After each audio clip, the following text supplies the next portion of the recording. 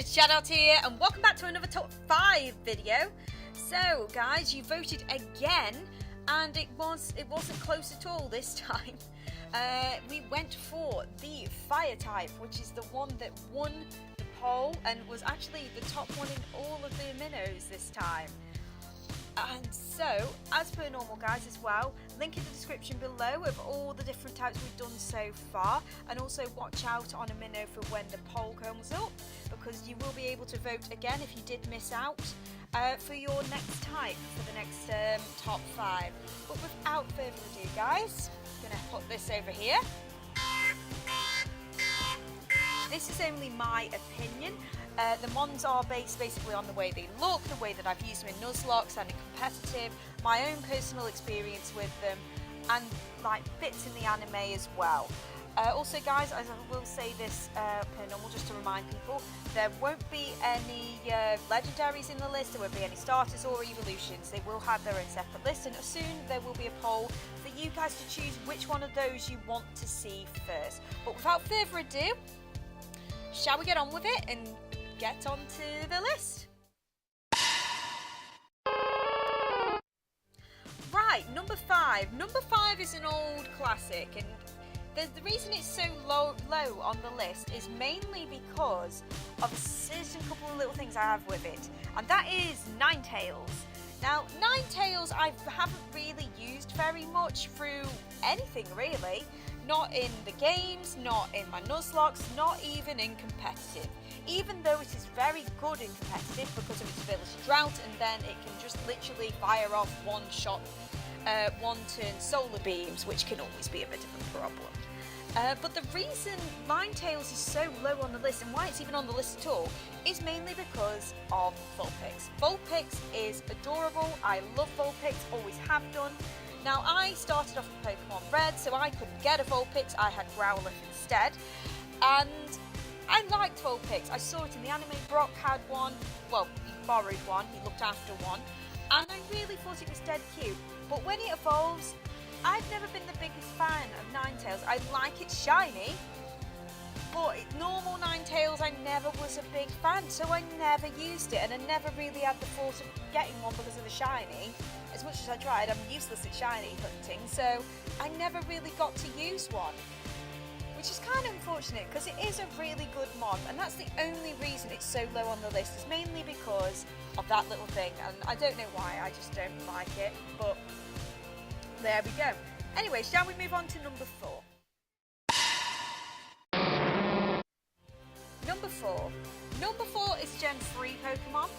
I have used it in game. I haven't really used it in any other way, but it is, and it has been used against me, and I respect this Pokemon, which is Macargo.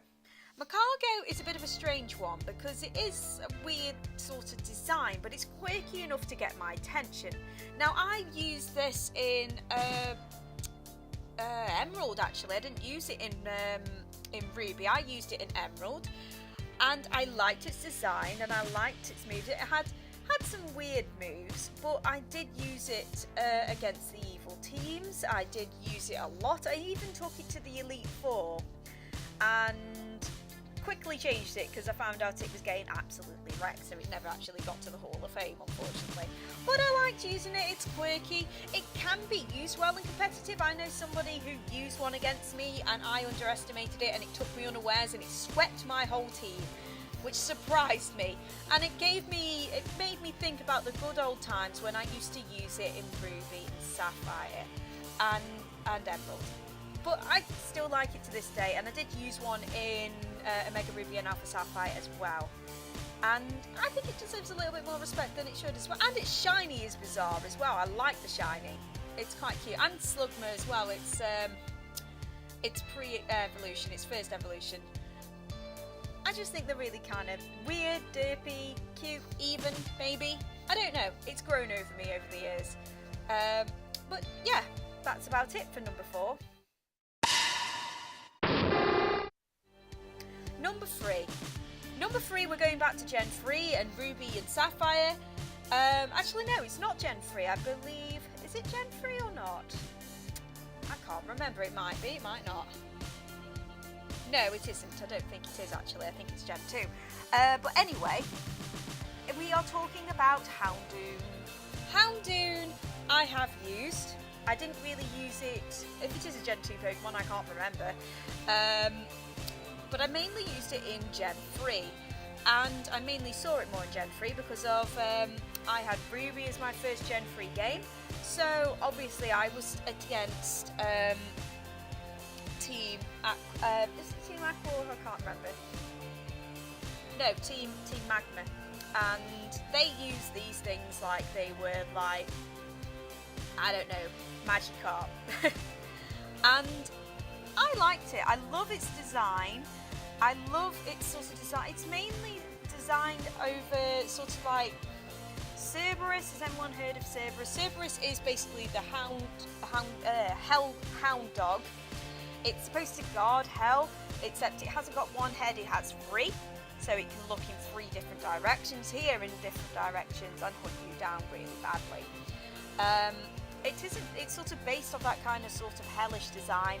I like it's sort of it's kind of really not a pleasant Pokemon because obviously it's a dark type, so it's got Pursue, Crunch, and also it's Mega as well. I haven't really used its Mega, but I do like the design of it, and it can be used pretty well in competitive, especially now it's got the Mega, but it's still not great. It can be a bit fragile, but I mainly remember it from using it in Ruby and Sapphire, and it did help me out. It did rock shop. Admittedly, it did die a couple of times because it just was a little bit fragile, but I remember it fondly as the little dark puppy dog that helped me get most of the stuff of the game done. And that's kind of why I like Houndoom. But anyway, we'll move on to number 2.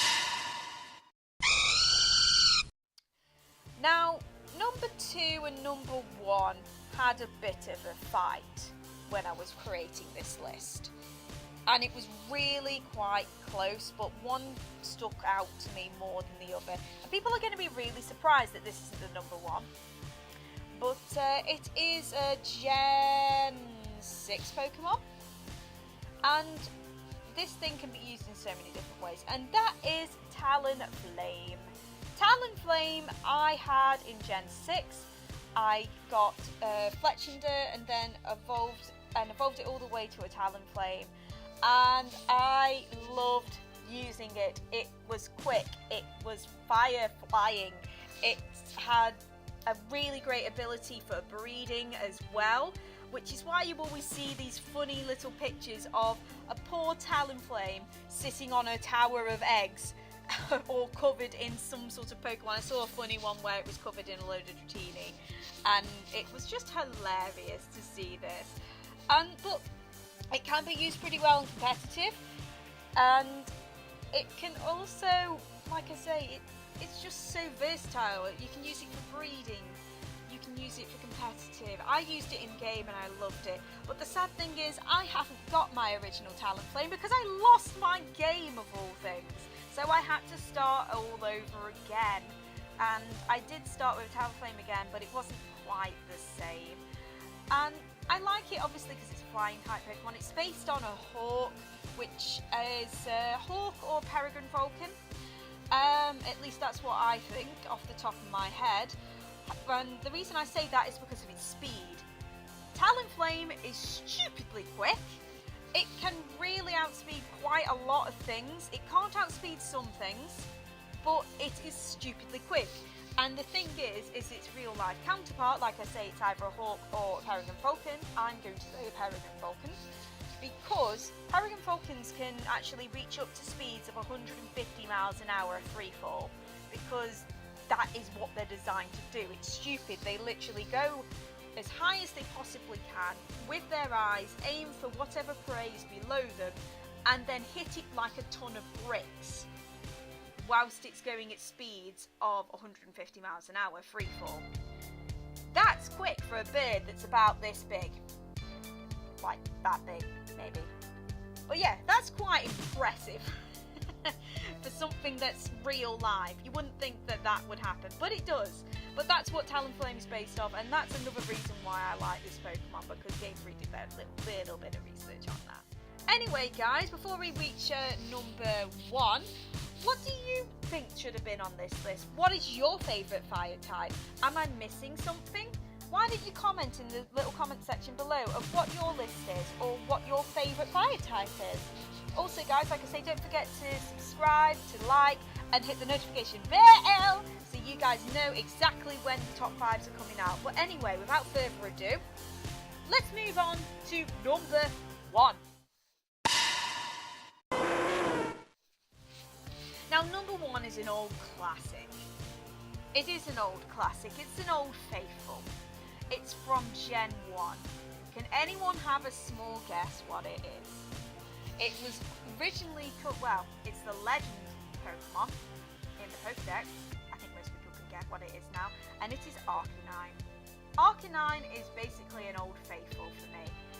I've used it a few times in the past and I loved it. It's like I say, the equivalent. I had Pokemon Red, so I could only get Arcanine. And I used it a couple of times and then I kind of forgot about it for a long time. But every time I've used it, it's not let me down. Its moveset is pretty good, really, for what it is. And I'm even using it in competitive now, and I will choose Arcanine over Ninetales any day, or Rapidash. And the reason is, it is just a loyal friend. It really is the spirit of the dog Pokemon. And also, like, look at the times that Growlithe was in the anime with Officer Jenny, and possibly stopping Brock from hitting on Officer Jenny all the time. But it was always there for Jenny. It always stopped the bad guy. When it evolved into Arcanine, you could ride Arcanine, which is even cooler. And I sort of like it shiny as well. It's not quite, it could have done with something a bit more.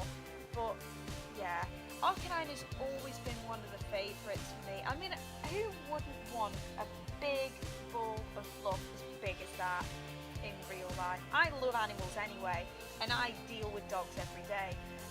But it's just the spirit of the loyal puppy, the loyal dog, man's best friend. And, well, girl's best friend in this case. And also, like I said, it's been with me since Gen 1. It's stuck in my mind since then. And like I say, I have used it in all the gens. I used it, I believe, I moved it over on Gen 4, I believe. Possibly even Gen 3 as well. I didn't use it in the later gens, like I say. Because I just forgot about it, unfortunately. And like I say, I'm using it more now, more than anything else. Like I say, I've got a team with it in. I love using it. It's a little bit of a staple in my team. I just think it's fantastic. It's, like I say, unfortunately, well, I say fortunately and unfortunately, I am a Gen 1er. So some Gen 1 Pokemon are going to stick in my mind. And like I say, there's nothing much else to say really, apart from I have history with Arcanine and I love it. Anyway, guys, that is the top 5 fire types. What do you think I'm missing from the list? Did you like the number 1? What would you put as number 1? Like I say, don't forget to comment down in the comment section below. Anyway, guys, if you haven't quite got your Pokemon fix, don't worry, there's plenty of other top 5s for you to watch. Like I said, it's in the link in the description below. There's plenty of other Pokemon content on the channel as well. Also, we have Minecraft stuff, and we also have guest games, horror and casual for you guys to check out. Anyway, guys, I've chatted on enough as per normal. Don't forget to vote when the polls go up after this video, and I will see you in the next top 5. But remember, guys, chat on!